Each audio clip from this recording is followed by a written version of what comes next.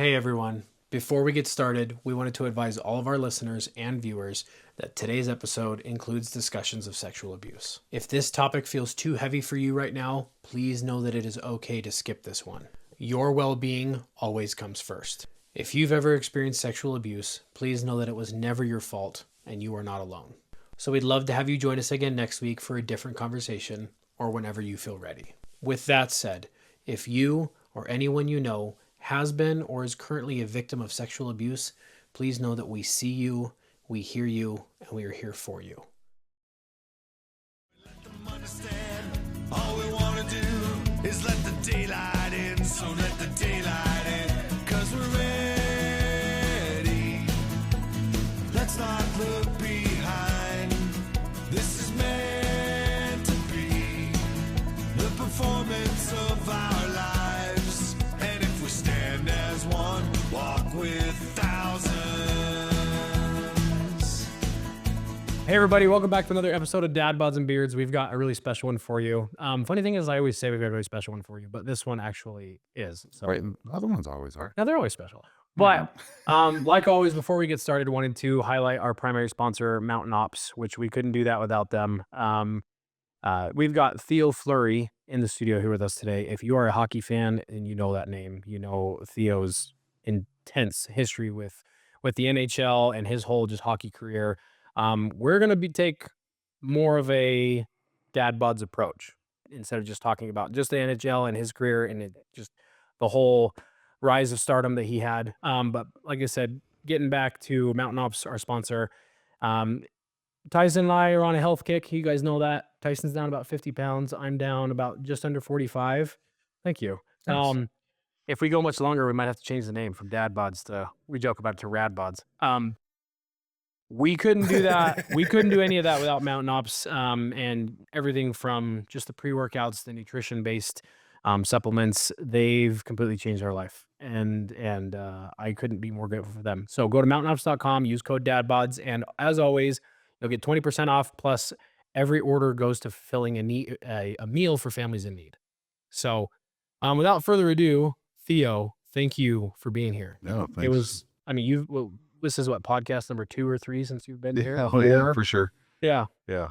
But, So- you know, we're talking about serious things. You know, we're Yeah. talking about, you know, people's lives, and, you know, that's way more important than Yeah. gold medals and Stanley Cups. You know what I mean? That's One thing I like is when you have someone of your caliber willing to be vulnerable and express the things that they've gone through, it helps. It helps so many people in ways that you probably can't even fathom. Right. And it gives people hope, saying, if he went through it, I can go through it. Yeah. One of the biggest drives and kind of directions that we're taking the show is humanizing people that have been in the spotlight. Right. And realizing that you have way more in common and connection with everybody. Like you said, you know, you've said that trauma is the thing that ties us all together. Yes. And so realizing that, like, hey, someone might be in a spotlight, somebody you might idolize, but you don't know what's going on behind closed doors, and you don't know what they've been through. And then it's like, now you love someone even more because now you can align your life with parts Yeah, of theirs. 100%. So I call it the power of Me Too. yeah, Right.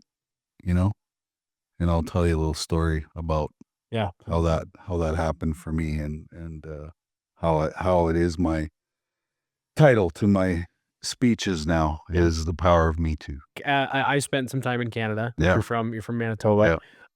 We've got quite a few Canadian listeners. That's great. Some of the closest people I'm to they live up in Lethbridge. Okay, awesome.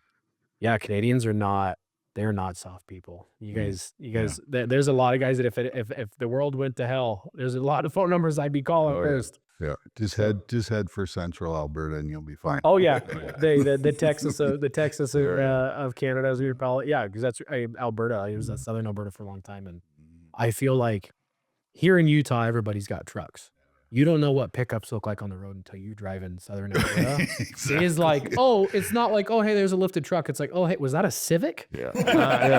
Like, everybody's got diesel. Everybody. So yeah, Canadians are not. They're not soft to be messed with. Yeah. So, but no, thank you. So, I mean, coming all the way down here from Canada. Oh. We spent the night with you last night at the Utah Hockey Club. Yeah.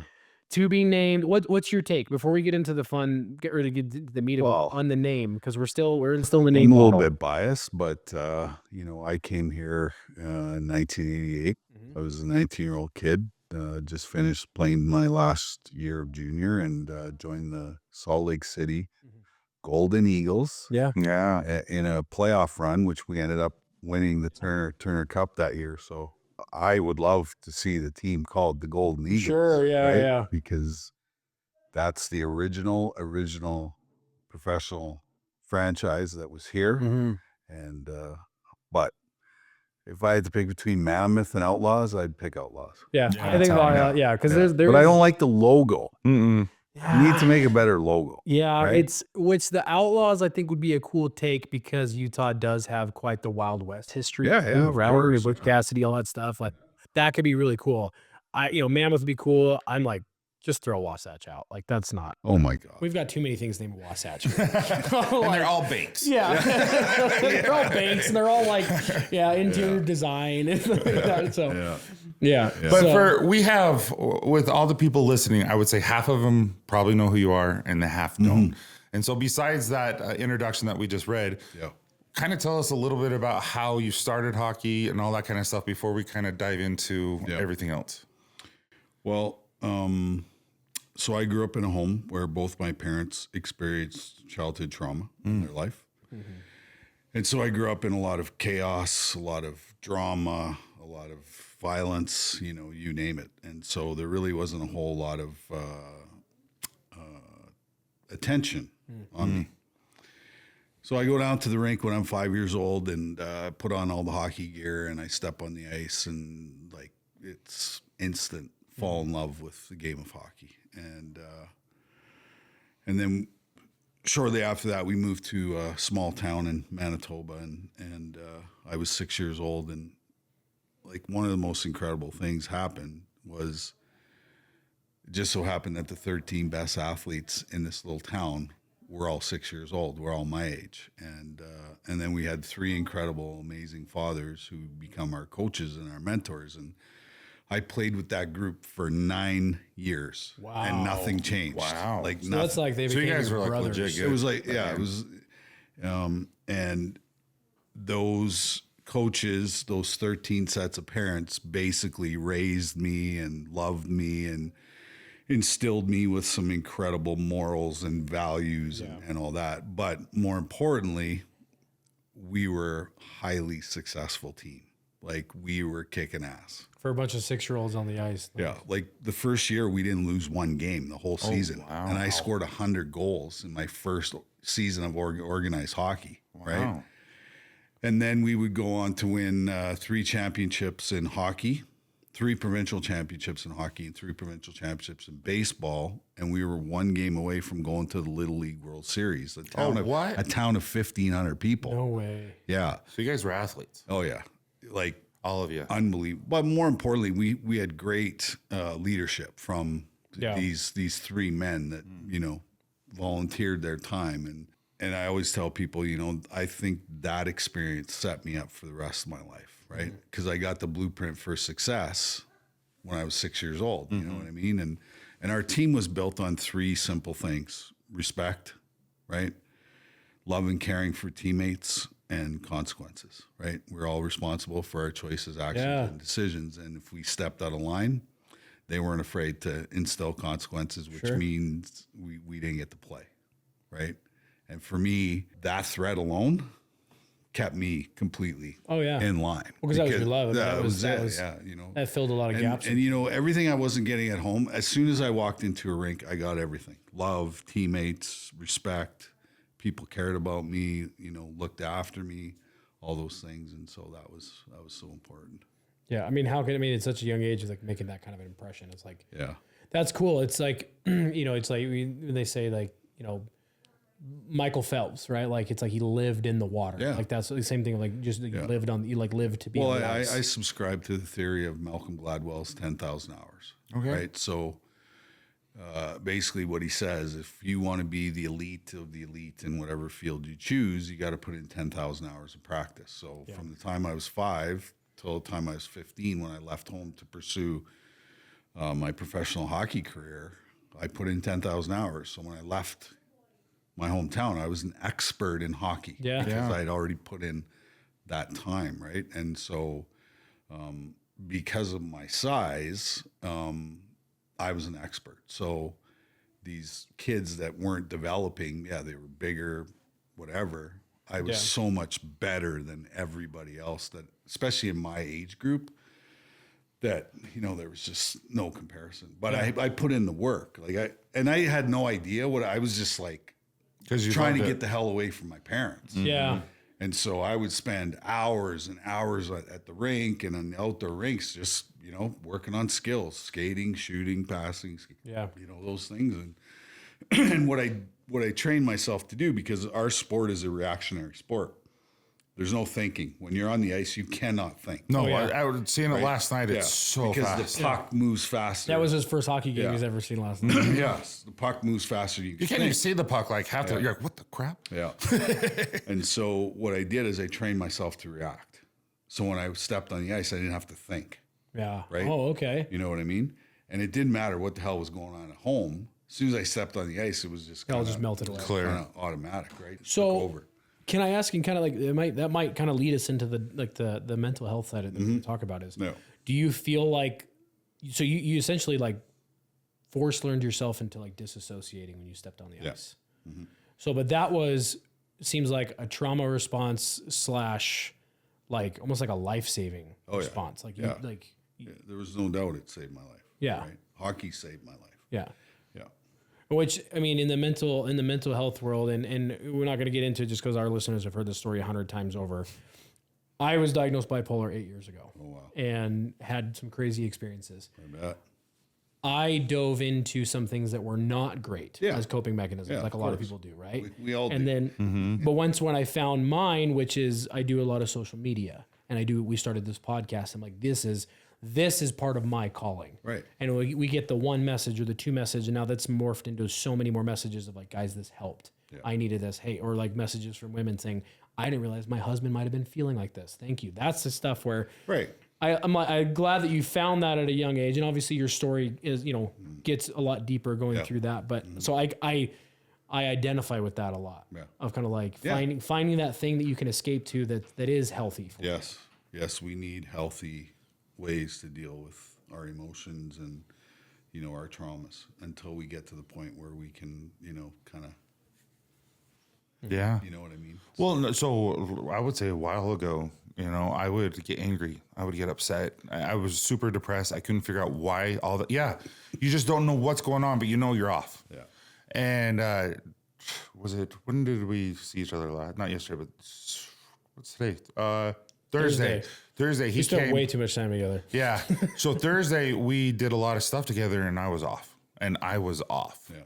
And on his way home, and when he got home, and we were still on our phones, like I told him the truth of everything, of like, this is really what's going on, and I wouldn't have done that a couple years ago. Yeah. And because of that, the next day, even that night, I was fine. Like, I mean, better than fine. Yeah. And it's amazing when you can talk and you can associate and all that kind of stuff and say, hey, this is really what's happening with me. Mm-hmm. It's amazing that the majority of people who live on this planet do not feel safe at all. Yeah. Right. And that's maybe a trauma response. It may be, what's going on in the world right now, whatever it is. But, when people feel safe, I really believe that's when the magic of healing happens, is when people feel safe. Oh, 100%. Right? You know what I mean? And as a society, like we acknowledge that there's a mental health crisis on the planet. Mm-hmm. We acknowledge that there's an addiction crisis on the planet. But what we don't acknowledge is the catalyst which brings us into those two spaces. And that's unresolved trauma. So instead of saying we have a mental health crisis, we need to start saying we have an unresolved trauma crisis on the planet. Right? Which is interesting you say that, because we sat down with Zachary Levi in LA. He's in the Shazam movies we talked about, and he we talked about the stigma around mental health and like, you know, and he's like, well, I don't think it's the same as it always has been. So he kind of put me in my place a little bit, basically like awareness for mental health is through the roof now. 100%. And the stigma is nowhere near what it used to be. So to hear you say that on top of like that seems like it's the next step of like, hey, we've got the awareness. Yeah. We've got the, you know, we got to start healing people. We got to start talking about. We got to stop acknowledging that mental health is an epidemic. Yeah. And we got to start talking about the root cause and then getting to the root cause. So where was that switch for you with your story? And we'll leave your story up to you of what you want to share. Where did it switch for me? Well, when I told my story, when I wrote my book in 2009, I revealed to the world that over a 2.5 year period from the ages of 14 to 16, I was raped 150 times by my coach. Okay. And I quickly became the poster boy for sexual abuse. And I was just like, that was not the marketing plan. Yeah. You know what I mean? And so I was working with a very highly skilled lady who is an occupational therapist, but also has a degree in neurobiology. And she's one of the leading researchers in the autistic brain. And we were writing I was writing a follow-up book with her, all about overcoming trauma and attachment theory and all these scientific things or psychological things. And so I said to her one day, I go, I don't want to be the poster boy for sexual abuse. I go, we got to think about another word I can use so that I can bring more people into my world. And she said, well, just call it trauma. Just call it trauma, right? And when I did that, then I invited the whole entire planet into the conversation. Oh, I like that. Right? You know what I mean? Because trauma is trauma, right? Everybody's got some form. You know, emotional pain is emotional pain, which is what trauma leaves behind. Okay? And emotional pain is what? Mental illness. Okay? So then we're left with this pain. Well, how are we going to deal with the pain? Well, we're going to gravitate towards the dark side of life and get involved in addictions as a coping mechanism to suppress, right?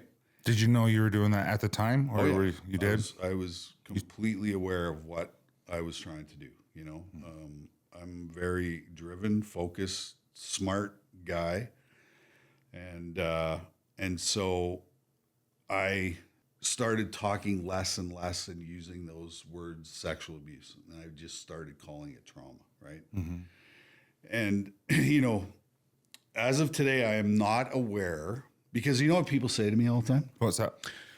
My story's not as crazy as yours. We had a headshot Jordan on. He was a Ranger. A buddy I grew up with, he was a Navy bomb tech. Okay. And he got shot in the head. Okay. Yeah, and he had a crazy story, and he's come back. I mean, he was told he's never gonna walk again, and that guy could take me out. Awesome. And he's missing a leg, and the other hand doesn't work, and he was like a second big brother to me, and he brought that up on our show, and Tyson said those almost exact words. He's like, well, I've had this and this, but it's not as bad as yours, and he stopped him. He's like, I'm gonna stop you right there. He's like, don't compare my hard to your hard. Yeah. Because like nobody's come up with a meter for emotional pain. Like it's not a contest. We all feel our emotional pain pretty much the same. Yeah. Right. You know what I mean? And and so. But I know you probably don't want to hear this, but I'm sorry you had to endure that. Like, you know, no, it was truly a gift. What happened to me, right? Like when you think about my story from a spiritual perspective, okay, then it makes sense, right? Because God gave me lots of adversity at the beginning of my life, right? He did, right? Because he knew I was going to turn it into resilience. And that process of going from adversity to resilience is the gift in the pain and the suffering. Because when you get to resilience, bring it on. Yeah. I'll figure it out.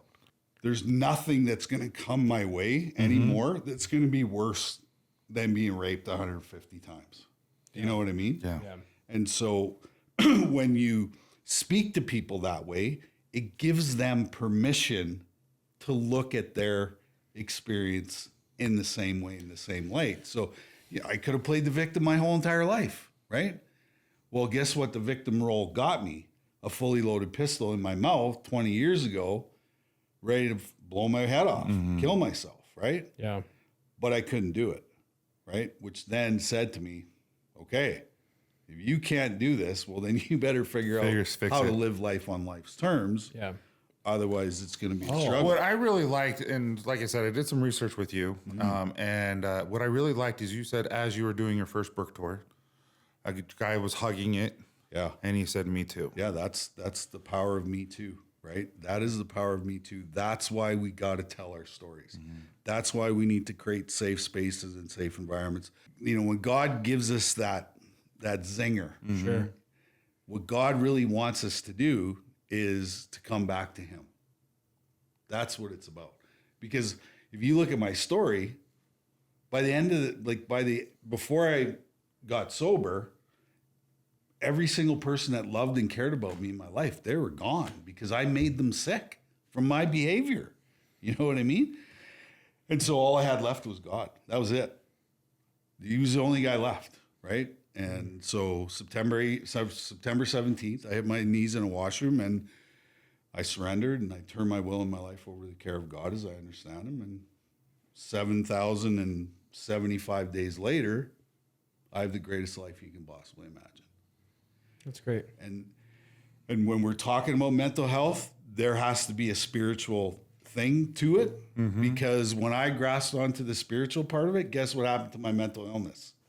It started to go away. Well, I like what you said, that you said God as I know him, right? Because like that's You the caught cool that too? because it's So like did I. that's where I think people get caught up in the spirituality side, and we're pretty middle of the road with a lot of Spiritual's stuff. not religious. And that's what I'm saying. Yeah, like we I call love it that. holistic. Is the holistic, your holistic self is that like I have a very I was raised very, very, very religious. Yeah. I've since too. I'm more spiritual than I am religious now, because of like understanding that, not so much defining who created or what created or whatever. Like I realized that as I look more inward on myself, I realize that there is more to me than just 100%. and that I love that you said living life by life's terms. Yeah, living life on life's Because terms. I've been guilty of this. You've been guilty of this. Everybody's guilty at some point where you just sit there and just the woe is me and what I mean, which I think that at times is like. Okay, well, let me jump in. So when I was writing the second book, I discovered 4 things about trauma that trauma teaches us that become the core of who we are. So first one is I'm not good enough. Yeah. I'm not lovable. Do I even exist? Right? Which is our fentanyl and heroin users, right? You know, because those drugs replace relationship, because when you take those drugs, you feel the warm and fuzzies, right? So I didn't know that. right? So it replaces, those drugs basically replace relationship. I was a speed demon. I love cocaine. So, I love Vyvanse. Your ADD med. so, but 99.9% of the people I work with don't feel good enough, right? And that comes from that trauma experience, right? And then when I discovered those 4 things about trauma, then I knew what I needed to change about my life. Love myself, take care of myself, you know. When good things are happening, don't self-sabotage and blow it all up, you know what I mean? Like You'll have to teach me how to do that. You deserve it, right? You know what I mean? How'd you get over that mindset? Prayer, Really? meditation, you know, just... I like the meditation part. What do you do for meditation? Well, it's whatever kind of mood I'm in and whatever I you know, pray about, you know, usually comes to, you know, your Bring it to the unconscious, front. your unconscious, you know, comes. Yeah, because we online. we're sponsored by New Calm. Okay. And I am absolutely, I've listened to it 3 or 4 times today already. And I really notice when I listen to it, and as I'm meditating, as I'm looking into my life and my goals and where I want to be, dude, it's life-changing. And I didn't realize that. You can manifest anything. You can manifest Yeah. anything. Right? Dude, and I didn't believe that, and now I do. Yeah. Yeah, I've very much so become a very strong believer in the law of attraction and manifesting and everything that comes with just, you know, like designing your life and living to the highest plane 100%. that of like your highest version of yourself that already exists, and you're just keeping yourself back from obtaining that.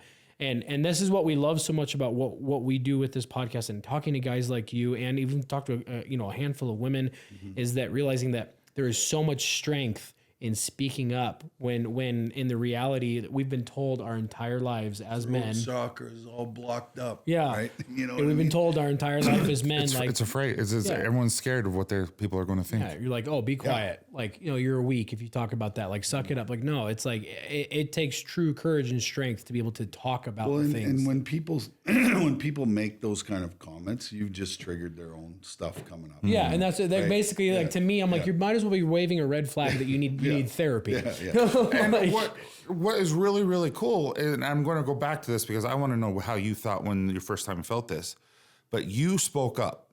You spoke up, and someone finally opened up for the first time and said, "Me too." Yeah. I think that's phenomenal because I feel like Logan and I are doing the same thing where we're doing stuff and people are coming to us and saying, I "Hey, can't imagine your DMs and your they're emails." amazing." Yeah, you know what I mean. That's what happened to me. So when I wrote the book, and we were getting ready to launch the book, it was like 4 days before I was going to go to Toronto and launch this book. Like, I was scared, like crap in my pants. Yeah. 'Cause I didn't know how everybody was going to react to what was in this book. You're being very vulnerable. And I also knew I was going to go do a whole bunch of media surrounding the book, and I knew that the only thing that the media would be interested in is to re-victimize me as much as possible, right? So, because I'm smart, I spent 4 days on my computer researching every single thing I could find on the subject of child sexual abuse, right? Yeah. Because I wanted to get a story of hope and healing and recovery and, all these messages, right? So sure enough, I go to Toronto. First 4 days I'm there, I do 300 interviews. Whoa. Oh, yeah. Wow. Like every newspaper, magazine, radio show, like all the sports networks, like you name it, I do it all. And just like I predicted, the only thing they were interested in was the gory details of my sexual abuse. Yeah. But I'd spent 25 years in the media being interviewed every day as an athlete. So I knew I didn't have to answer their questions directly. You know how to do the press release response. Yeah. So instead of their agenda, it was my agenda, and I got this incredible story out of hope and healing and recovery and all these messages, right? So I was fully expecting to show up, sign 10 books, go to the next town, sign 10 books, so on and so forth. So I show up at the biggest bookstore in all of Canada, downtown Toronto, 3 levels, like huge, massive place. I walk through the front doors. There's 400 people standing in line with my book, and I'm like, wow, what the hell is going on? So that just, probably blew you away. Blew me away, yeah. So I sit down at the book table, and I start signing books, and out of the corner of my eye, I spot a guy in line. And he's got my book clutched against his chest, and his face is buried in the floor, and his hair's greasy, T-shirt's dirty, sweatpants ripped, and I'm just like, what's going on here? Energy, I just picked up on that. You Some energy. picked him out of the crowd. So I follow him all the way in the line, and he gets to the front of the line, puts a book on the table, looks me in the eye, and says, "Me too." Whoa. Yeah. Dude, that And gives me so, the chills. when I retired from hockey, all I had was a grade 12 diploma from Vanier Collegiate in Moose Jaw, Saskatchewan. And I had more than half my life left to live. I had no idea what the rest of my life was going to look like. Well, that guy showed up at the book signing to deliver a spiritual message of 2 simple words, "Me too." And that's when I knew what the rest of my life was going to look like. Yeah. Right. And then after that, I got completely run over by people everywhere I went. 5, 10, 15, 20 people were coming up at every book signing, workshop, speaking engagement.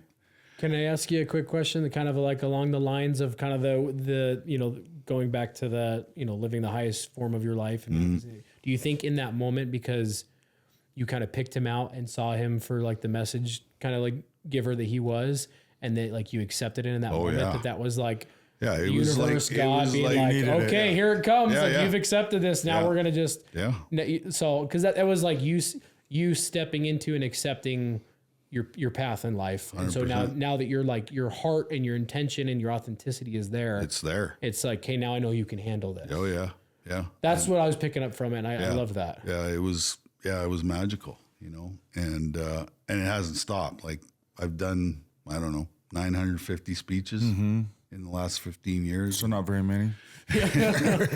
And, you know, everywhere I go, sure enough, there's that 1, 2, 3, 4, 5 people come up after and that makes it all worth it. yeah, absolutely. So what do you advice you give people who are maybe suffering right now and they want to say this, they want to reach out, they want to find someone where they can just tell them like, dude, this sucks. Like I'm going through this right now. Yeah. What advice do you give to someone who is going through this right now and they don't know how to get out of it? Right. Well, therein lies the problem, right? Who is that safe person? Yeah. Right. Yeah, 100%. 9 times out of 10, it's not your family, right? You know, and it's not your acquaintances, right? It's that one friend who's your ride or die, right? Right. You know what I mean? Yeah. And a lot of people don't have the ride or die, right? So it's really difficult, and that's why, you know, I believe that the psychiatry and psychology field have priced themselves out of the market.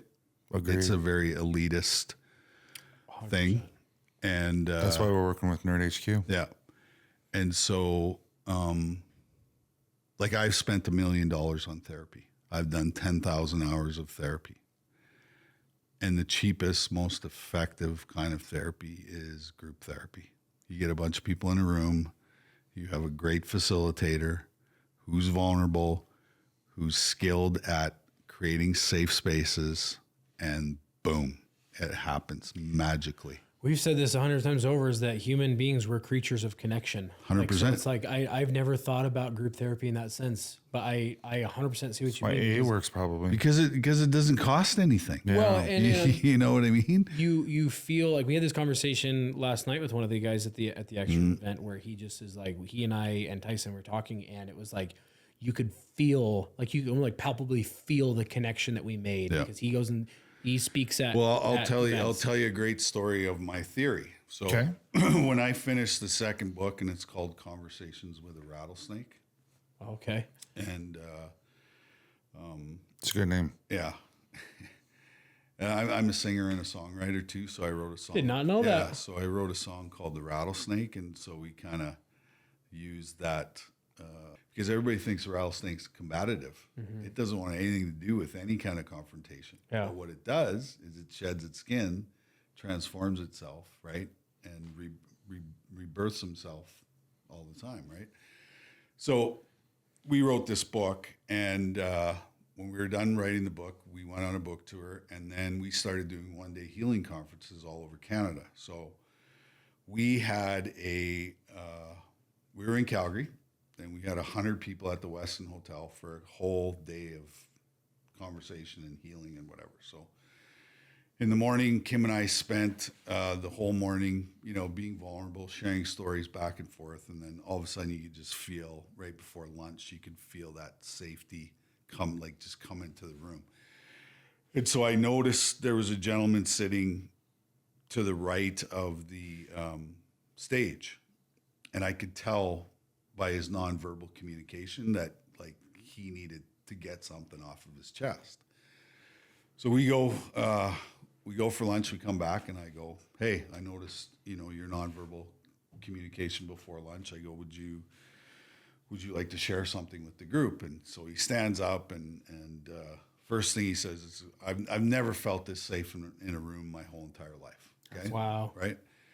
And he said, I've been holding on to this secret for a long time. And he said, I just want everybody to know in this room that I molested my sister for 11 years.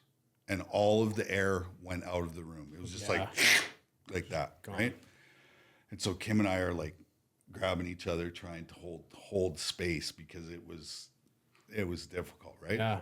Well, it just so happened that there were 3 women in our audience who had been molested by their brothers. And you know what they did? They got up out of their chairs, walked over to that man, and hugged him. And I said to myself, this is what I want to do for the rest of my life. This is the kind of healing I want to facilitate for the rest of my life. So that's That'd an be interesting. That's an interesting take because it's not so much from like the receiver of the trauma, but it was almost like the bringer of the trauma, like in that moment too.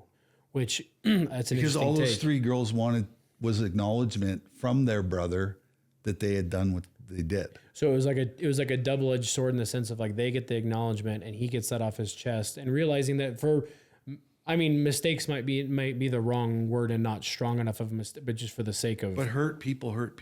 exactly, and say like him being able to finally admit that probably that sparked a lot of changes in him, I would imagine. 100%. So wow, that's deep.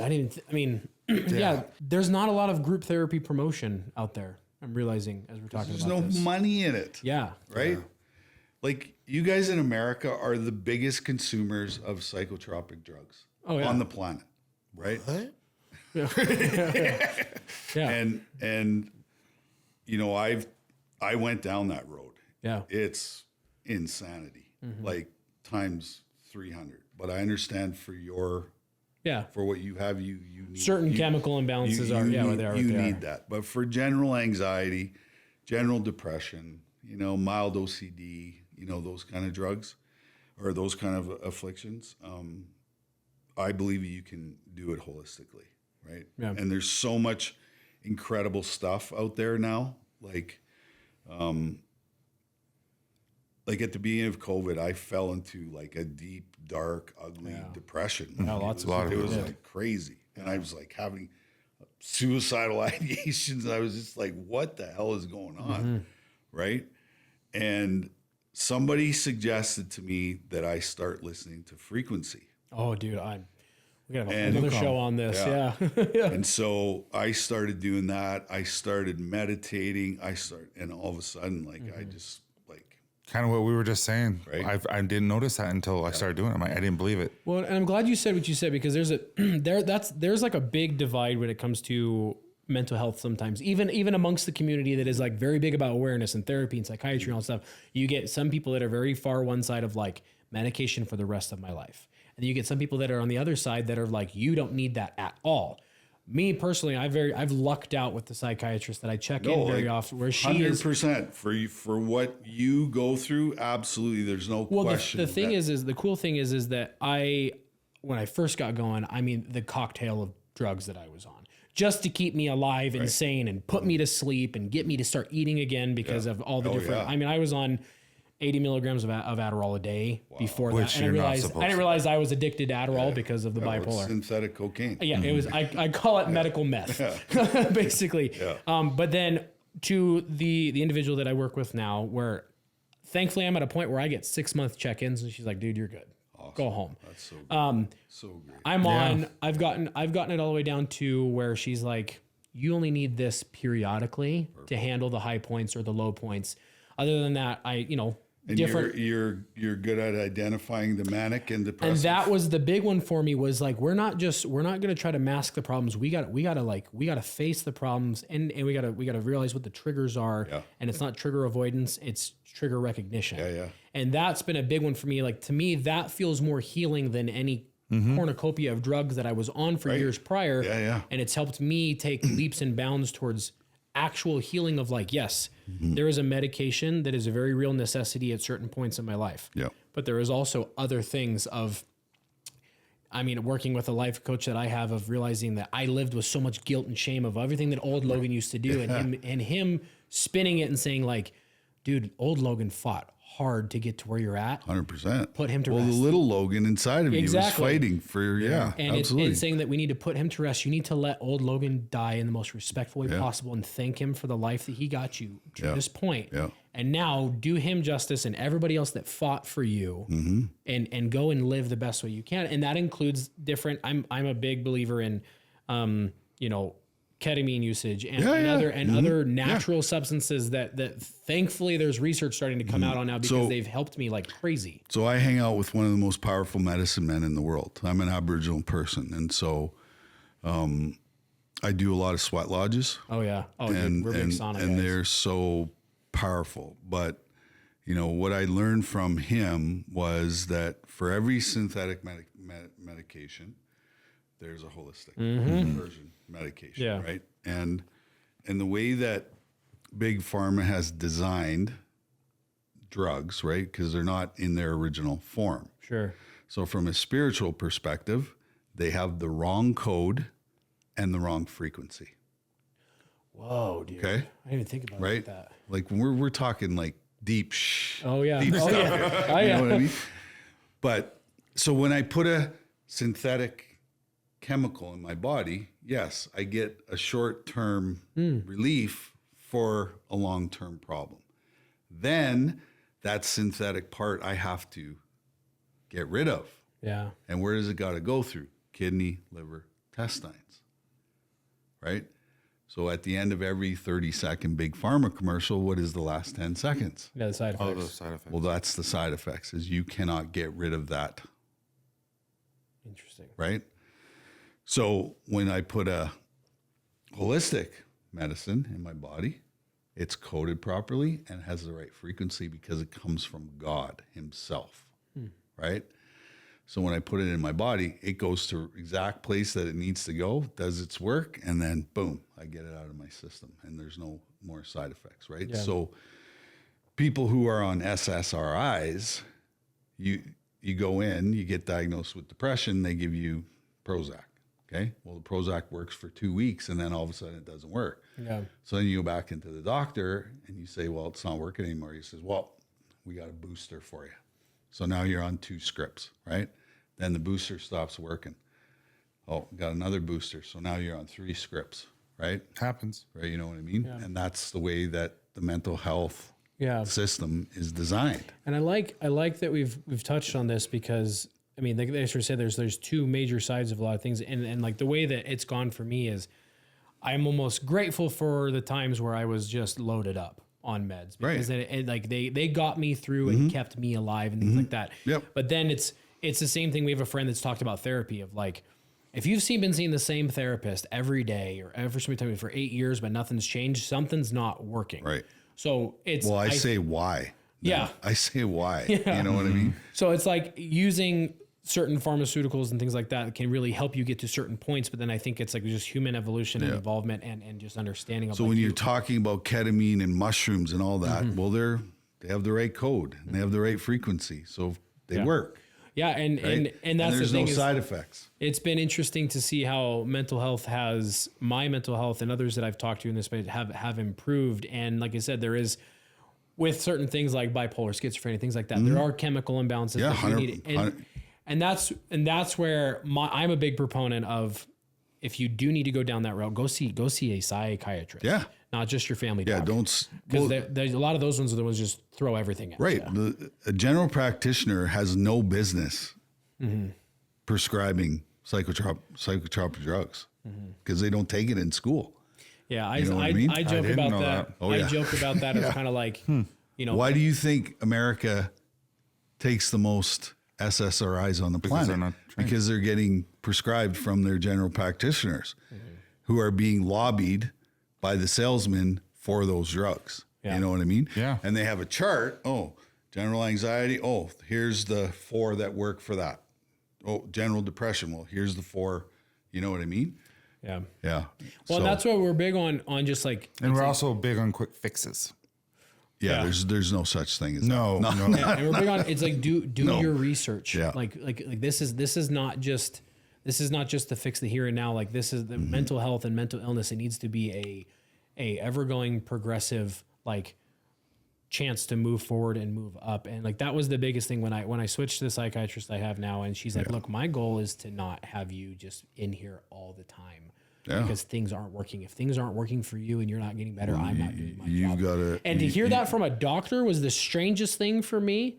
And so I feel extremely lucky to have the psych I have, and she's amazing. And so She is amazing. and it's like it's almost kind of like I don't want to see you here. Like, Yeah. and so I love that we've talked about this because like, we like to open things up because we've met so many different interesting people along this.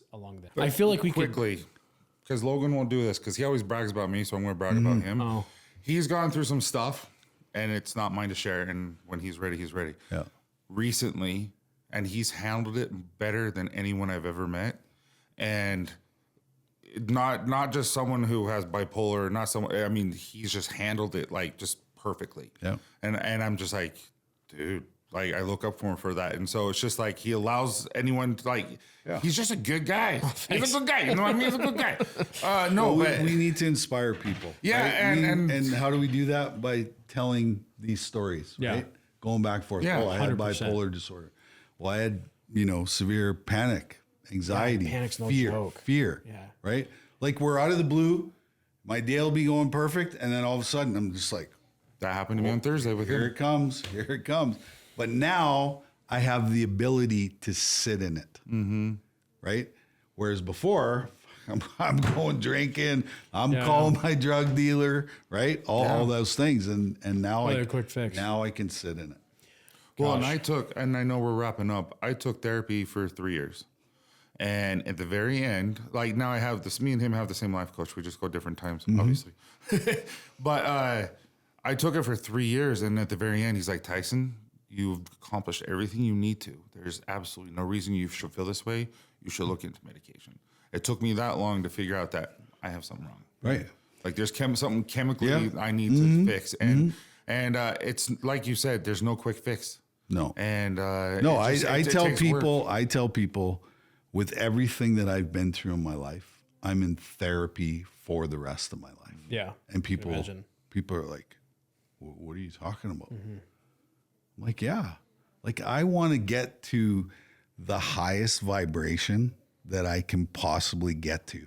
Yeah. And the only way I'm going to do that is by continuing on this journey of healing, right? Because ultimately, I believe that we all should try to get to be our highest self, Oh, absolutely. right? Which is an enlightened being, right? Like Jesus was, right? That's the goal here, right?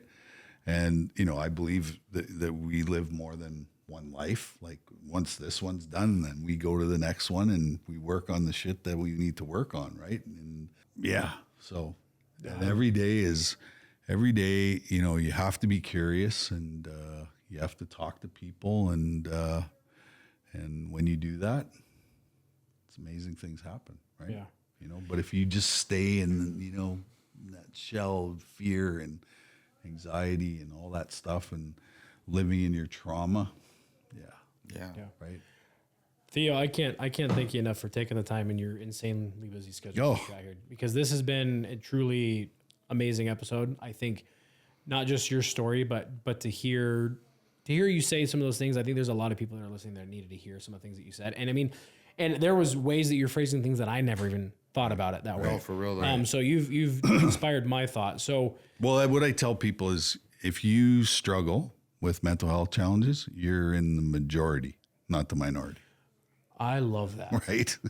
You know what I mean? So We're the majority. yeah, like you're not going to go through this life unscathed. I don't think I've met one person in my whole entire life who doesn't have a story. Yeah. And I don't know anyone who judges someone who has become vulnerable and express themselves. Everyone just wants to help and love. Oh, absolutely. Yeah. So where can we find your book? Where can It's on Amazon. Yeah. Yeah. Both books are on Amazon. We might have to buy it and send you a copy so you can sign it. Sure. So we can Yeah, put it in absolutely. our Yeah, we like background. to link people got a puff from it, authors we've had on the show. Yeah. And if people are out there interested in me, come speak at an event, go to my website. Oh, we've got a bunch of big plans for this year. We'll probably be bugging you. Okay. That's theirs. Go to theofleury.life. And my wife is my manager, so she will get back In life and in business, everything. right? Everything. Yeah. Everything. So On my business card, it says Theo Fleury Dancing Monkey.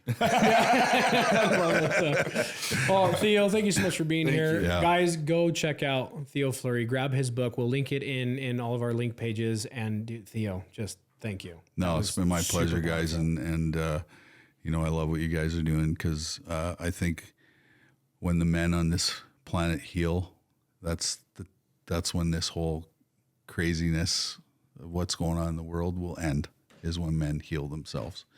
Because when we don't heal ourselves, we abuse our kids, we abuse our wives, we abuse our family members. And so, it's so important at this time that the men heal themselves. And when we do that, this whole shit show's over. Oh, dude. You and I both are. Yeah.